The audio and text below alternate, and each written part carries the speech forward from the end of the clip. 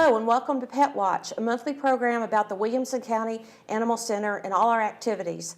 I'm Debbie Sims and I'll be your host today. And my special guest is Brooke Robbins. Hi, Brooke. Hello. I'm glad to see you today. Glad to have you. Brooke is our foster coordinator for the shelter. So you're a cat lover. Yes, I am. From way back. You tell me it started with maybe grandmother. Grandmother loved cats too. Yep. Yeah. Everybody has. Did you grow up with a lot of kittens and cats in your life? Yes. It was a family affair. A family affair. So you were taking care of little kittens way back when. So perfect person to be our foster coordinator who has experience there. Brooke also sits at the front desk and greets people, but one of the things she is doing for us now is foster coordinator. So what is a foster? A foster is somebody that takes care of any animals that come into the shelter that are not ready to be adoptable yet, either due to age or illness. It's basically just someone that cares for the animal because at the shelter, if they're sick, they're most likely going to get more sick and things like that. So it's a way to protect them, get them healthy, and the ultimate goal of a foster is to return them to the shelter, and it's hard, but it's the point of fostering is and so both the cats can get adopted. Dogs and cats both need fosters. Sometimes we have a 14-year-old dog that needs a foster because it is older, it's ill, it's not going to thrive in the shelter environment. And sometimes we have newborn kittens. Exactly. And it is warmer weather is coming. Yes, so kitten season is upon us. Kitten season. Let's talk about that. Cats are quite prolific in reproduction. They're built to breed. They're built to breed. And how a cat can breed and have kittens at what age? As early as 4 months. Wow. Which is why it's so important to make sure that they are fixed before then. And how long is a cat pregnant? Only about 2 months. 2 months. So at 4 months old, they can get pregnant. So by 6 months, they can have their first litter. At 6 months, have a litter. So a couple of litters a year with 6 or 7 kittens each time. Yep. It creates a lot of cats. And I don't think people in our county know that there is a kitten season. Some people do because we usually send out a call midsummer. Yes. They were drowning, help us. Kittens are really cute, but when you get an average month, I went back and averaged for last year, we took in 189 cats, and that includes kittens and cats of all ages. That was in April 195, May 272, June 370, which was an all-time high. 370 kittens or cats is tough to handle. And in the summer, most of those are newborn kittens, aren't they? Exactly. Yeah. What happens? How does the shelter end up with all these newborn kittens? People see them? A lot of the time, people will see kittens not realizing the mother is nearby. A mom will never leave a healthy kitten. Especially a litter. Chances are she's going to get food for herself, and she'll be back very shortly. Unfortunately, people think that they're doing the right thing by saving these kittens when if you bring the mom in too, they can be in foster with the mom. We can spay the mom so she does not continue to have litters, because she will. They can actually go back into heat right at the end of nursing. So it's really important to get that mom in because the babies have a much higher chance, no matter how good of a bottle feeder you are, you're not a mom. And you're not able to care for them as well as a mother kitten would. So what would your word of advice be? Someone observes a group of kittens. Watch them? Watch them. If they're clean, fat, and happy, mother is there. You can come to the shelter, rent a trap, get the mom, bring them all in. They'll go into foster. They'll be safe. But just don't leave the mom out there because she'll be pregnant again probably within a couple weeks. Yeah. So. And I worked a kitten rescue one time, and we had the same problem. We'd seen the mom around the property, and we saw the little nest of newborn kittens. And newborn kittens are pretty much helpless. They are not going to run off. They can't even regulate their body temperature till about 3 weeks. And that's why So. mom is going to be very close, but she's going to be scared if you're coming and trouncing around, Yeah. investigating her. So keep your distance would be a good issue. Don't go and pick Exactly. up every kitten and contaminate the little den she's developed, because she's probably got them in They a, know what to do. They are by far the best caring creatures for kittens. Like I said, we can do our best. We can be up every hour and a half at night feeding them. You're not going to get the same response. right. And the body temperature issue, if you pick up some newborn kittens and you bring them to the shelter, we immediately have to put them in a warming area. If a kitten is cold when fed, they will actually get pneumonia and most likely pass. Wow. Which is why it's so important that if a kitten is cold, you absolutely cannot feed it.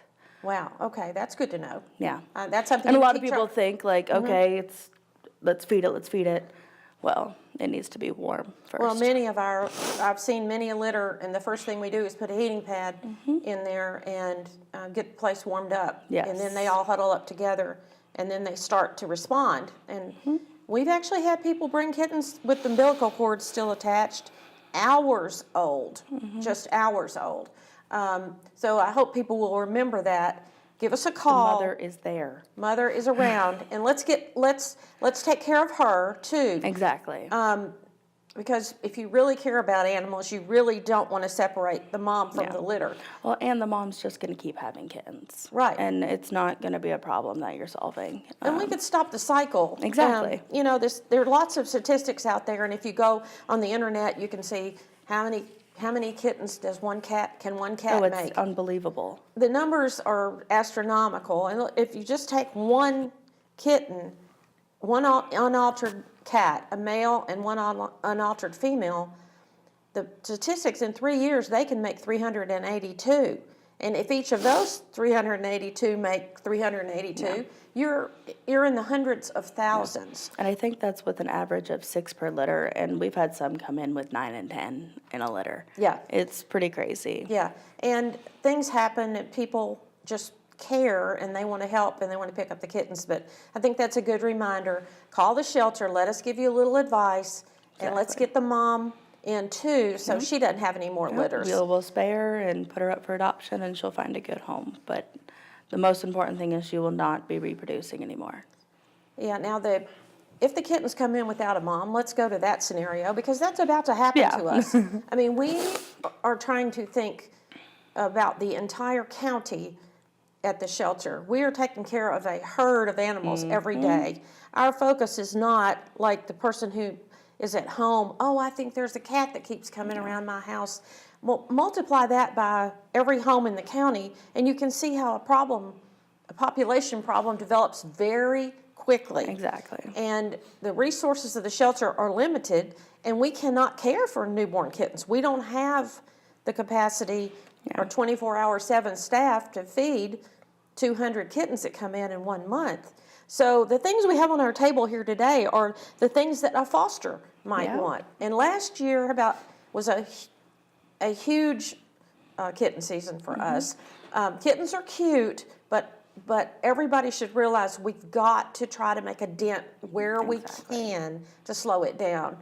But when we do have them and we need a foster, there are certain things a foster needs. Exactly. Right. They need a certain amount of supplies, and they need a lot of time.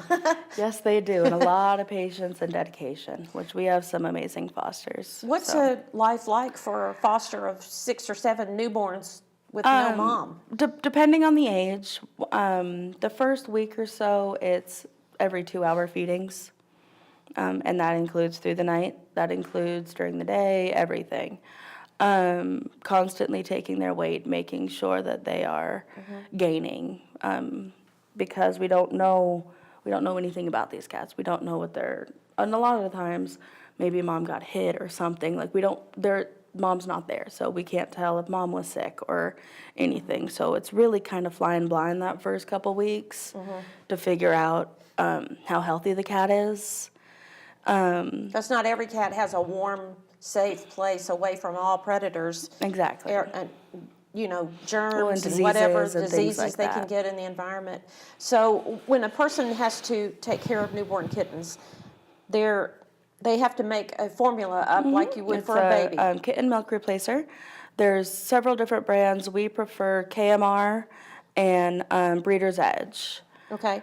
And all the items we're talking about today are available on Amazon, on They're all on our wish list. Shelter's wish list. So you mix up the formula, which is a kitten milk replacement, is what this stands for, and then Breeder's Edge foster care feline milk Yeah. replacer. Either one of those are great, and they're expensive, and they're not things that we get on a regular basis. We got plenty of towels Yeah. at the shelter, but we don't have very It is many cans of something KMR. We don't have some of the more specific things out here.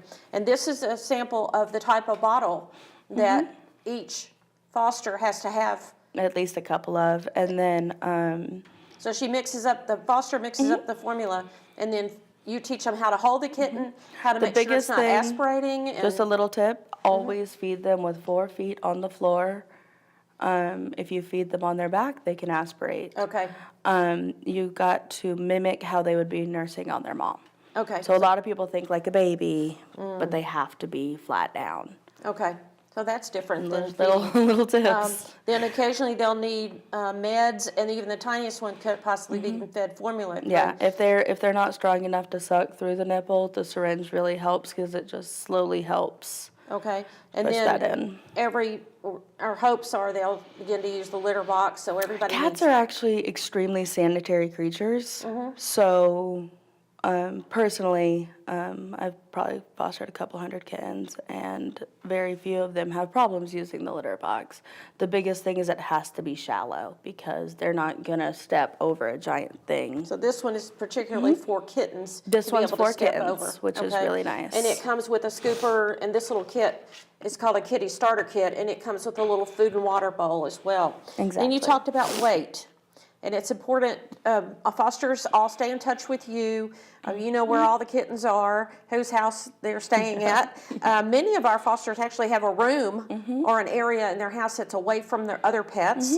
And do they use kennels, or do they use like a baby pool like I've seen used for puppies, or what? Not normally, actually. A lot of the times, if they're younger, they'll stay in like a nesting box, whatever an that may open- be, to different fosters. Some Okay. are kind of Rubbermaid containers with, like, obviously no top, and just so Okay. they can stay contained. Some Okay. are like small airline carriers. It all kind of depends. Once they're a little older, a lot of our fosters will keep them in a bathroom or something. Well, that should be interesting, to open the bathroom door. Oh, it's fun. A mom and 7 kittens in there with you.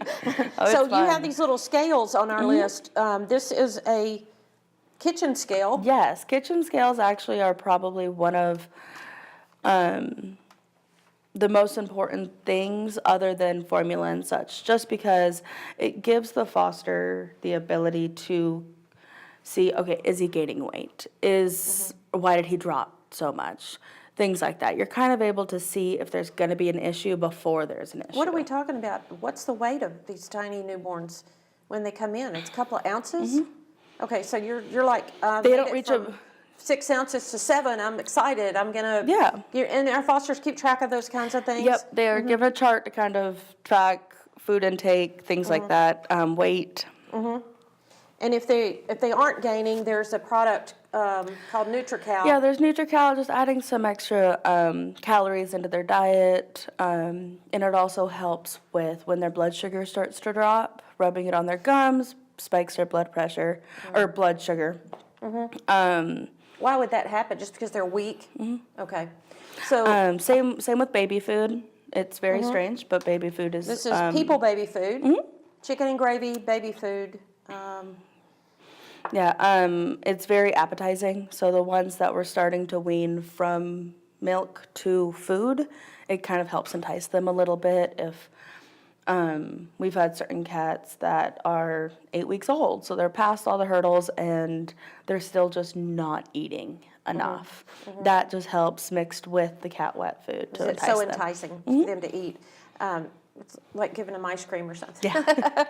Okay, and keeping them warm. This Yes. is interesting. Tell me about This is this. actually called a Snuggle Safe. It is a disc that you put in the microwave for about 3 minutes, and it can actually stay warmed for up to 6 to 8 hours. Wow. So, and you're not worrying about electrical sockets, things like that. Right.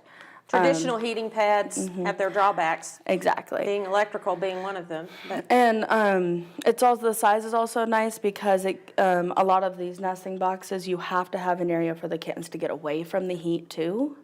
So a big heating pad, you don't have that. So this could be on half, and then their cool side can be on the other half. oh, okay. So. So would a person, if they are a foster with us, we try to give them all of these items. We depend on the public to donate We really these do. items. So we're gearing up now, and we're in April, so it will happen soon. The first set of kittens will come through the door. We don't know when. It could be today, it could be a week from now, Exactly. but it will happen. It's predictable. So we're trying to get together a number of kits that contain all of these items. And what else does a foster get from us at the shelter? Food, litter, medical care, vaccines, everything like that. So it's really just opening up your home to helping an animal. And not all fostering is every 2 hours by any means. Once they're about 5 weeks old, chances are they're on full food, but they're just not old enough yet. So that's a lot easier. That's great for a lot of kind of beginners wanting to kind of test it out. A lot of the time during the summer, your kids are home, you want to do something. It's a great way for kids to learn, especially the importance of spaying and neutering, things like that. So it takes a lot of dedication. So, it really does. You don't take it lightly. Yeah. And a couple of things I think are missing from this would be kittens tend to get eye problems a lot, and you also on our list are some eye drops that humans can also use. So wetting drops? Artificial tears. Okay. Are awesome. It just kind of helps clear out any just like with humans, anything that's in your eye, help moisten them, things like that. As far as fosters, the majority of the time they will get that from our vet. However, it is not prescription, so it's not exactly needed to come from the vet. So when they get a little bigger and they're not taking the bottle, then they start weaning onto softer foods, and then they start eating dry food at some point, and that's where we like to get the Royal Canin Mom and kitten. mom and kitten food. Okay. So it's also referred to as queen and kitten. Okay, and that's also on our Amazon wish list, which is a great food to get them started on. And then we have scads of Fancy Feast pate in the shelter. I think we cleared out every grocery store last summer in the whole county. We will need more, but something else I just wanted to talk about was this is a special type of nipple called the miracle nipple. It is one of our most needed things on our wish list at the moment. Okay. Kittens don't normally take to just the basic nipple that comes with the bottle. Okay. In my experience. So we need miracle nipples, and they come in a separate package. And that's also on our There's Amazon. a couple of them in there. I think I saw the I think it picture. comes from like 6 or 10, something like that. Oh, that's great. Yeah, it's awesome. So that happens with human babies too. You figure out what they like and what makes them eat more. Exactly. Right. Well, and regular nipples don't fit on the top of syringes to where miracle nipples do. Oh, So okay. for the ones that Because are this having is- trouble, Okay. you can. They're sucking, and then you're giving them a small amount at a time. Yep. So it does take a lot of dedication. Yes, It's not it like you just does. take the kittens home and put them in the bathroom and forget about them. You're looking at their eyes. You're looking at their weight. You're looking at who's underweight, who looks like they got Exactly. a gunky eye today. And those veterinary issues, people can call you. And I know you do a lot of texting, and you get a lot of pictures of kittens. So we're trying to sort of screen them before they get to our veterinarian. But if they Exactly. do need the veterinarian, she's there 5 days a week for them to bring the kittens in. Do you have a certain schedule that you follow, or you like to follow for fosters? In the afternoon between 1 and 3 is when our vet has the ability to see the fosters, just because she's not in surgery. Because she works on other animals in the shelter in the morning and has free time in the afternoon. Okay. I'm sure she's gearing up too for all these kittens coming in. Yes. So the other things people should remember is we talked about having an area in your home that you could keep the kittens away. And that's important for lots of reasons. And it's important because your pets can have germs that could get the kittens really sick because they're very vulnerable when they're quite young. And I mean, it's mainly actually vice versa. So you don't know what these kittens have. It's the other way around too. Yes. It protects your pets. The majority, well, all of our fosters animals have to be fully vaccinated, everything like that, which is something I do check on just to make sure that I'm sending the cats into a safe environment. But these kittens, I mean, if they're 7 weeks old and they've been stray their entire lives, you don't know what they've picked up. You don't know what parasites they have, anything like that. So, and most common things that happen with kittens are ringworm, which is in the environment. And yes, ringworm is common. It's a fungus. It's not a worm like most people think.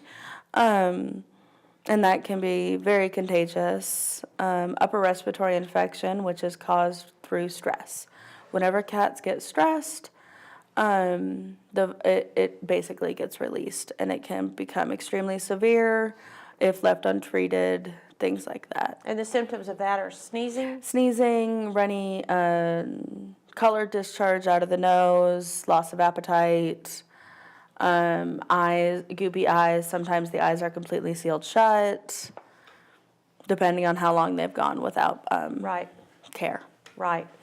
Because you mentioned sometimes in the field when you find these animals, sometimes mom's not there. Yeah. And kitten's been on their own a couple of days. A lot of things can happen.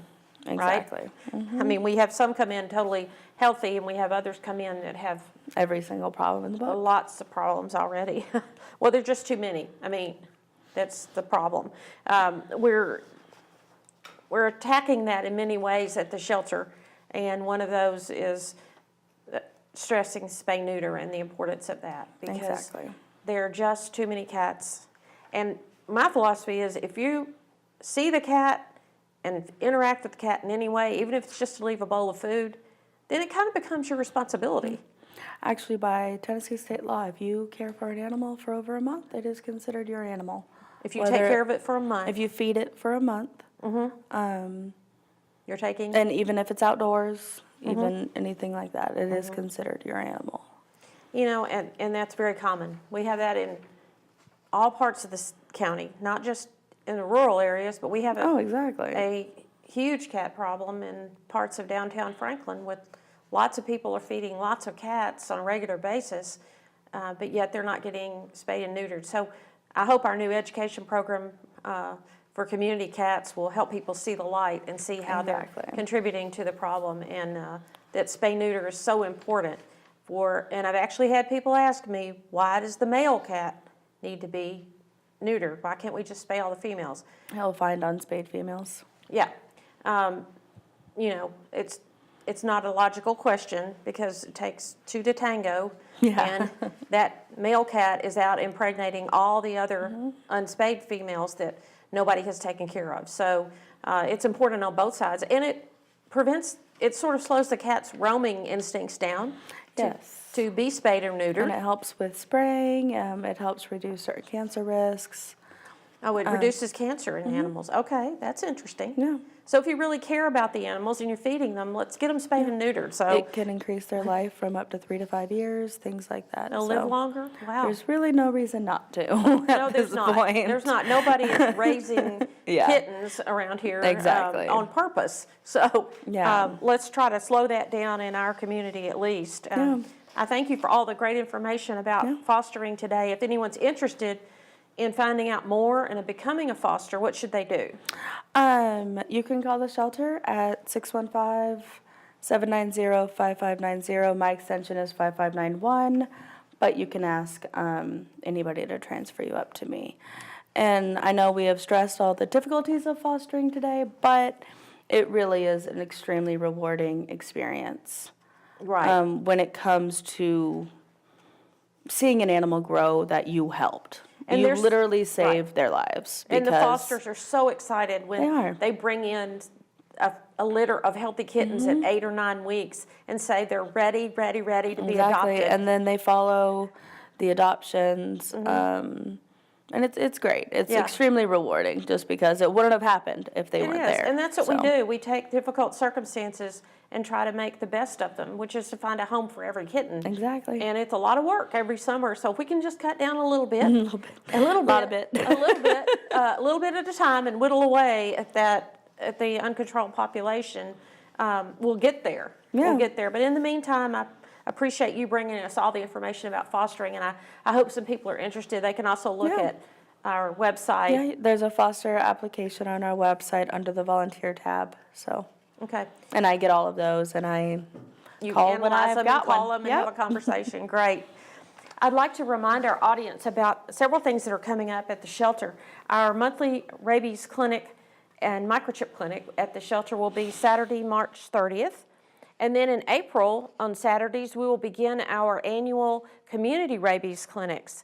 On April 6th, we'll be at Westwood Elementary in Fairview, College Grove Elementary, and Centennial High. Then on April 13th, we'll be at Page Middle, Hillsboro Middle, and Bethesda Deli and Market. April 20th, we'll be at Independence High, Brentwood Middle, Nolensville Elementary, and then back at the shelter on April 27th. On March 10th, some of our dogs will make an appearance at the Southern Women's Doggy Fashion Show during Southern Women's Show weekend. And then on March 30th, we'll be having a Poochapalooza along with the Parks and Rec Department down at the Nolensville Dog Park. If you're interested in entering your pooch in some of the agility contests, we'll have a little course there. It'll be a lot of fun. That's March 30th. You can go to wcparksandrec.com to find out more about Poochapalooza. And if you want to become a volunteer or a foster, please go to our website, adoptwcac.org. And there's an application for both fostering and volunteering in other ways at the shelter. And we welcome anyone over 14 can become a cat volunteer at the shelter, and over 16 can become a dog volunteer. We're open for adoptions Monday through Friday from 10 to 6 and Saturday from 11 to 3. And you can also follow us on Facebook. People always ask me what's the best way to find out about all the new animals that are available for adoption. Well, they pop up on Facebook first, then they make it to Pet Finder on our website. And if you're looking for a particular kind of dog, the best thing to do is follow us on both places. I want to thank Brooke again for being here today and telling us all about fostering cats and kittens. And I hope that you will do your part this year in helping us control the cat population in the county. And I hope I see you next time on Pet Watch.